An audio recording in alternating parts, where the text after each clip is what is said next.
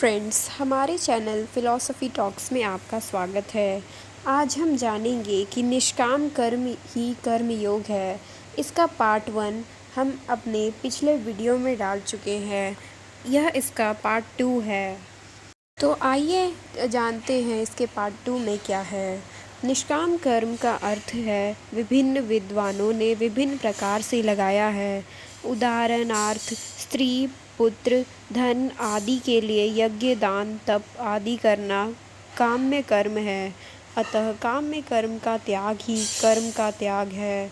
कुछ विद्वान निष्काम कर्म से निषिद्ध कर्मों को का त्याग समझते हैं, जैसे चोरी, झूठ, व्याभिचार आदि कर्मों को छोड़ देना। परंतु गीता के अनुसार निष्काम कर्म का अर्थ संसार के सभी कर्मों में ममता और आसक्ति का त्याग है।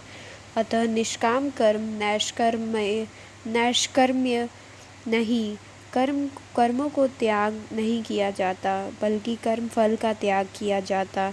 निष्काम कर्म ईश्वरार्थ कर्म है। ईश्वरार्थ कर्म ही अनासक्त कर्म है।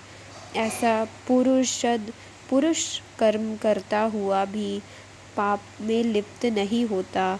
जिस प्रकार कमल का पत्ता जल में रहकर भी जल से अछूता रहता है, निष्काम कर्म के द्वारा मनुष्य परमात्मा तक पहुंच सकता है। निष्काम कर्म से संसार का बंधन कट जाता है।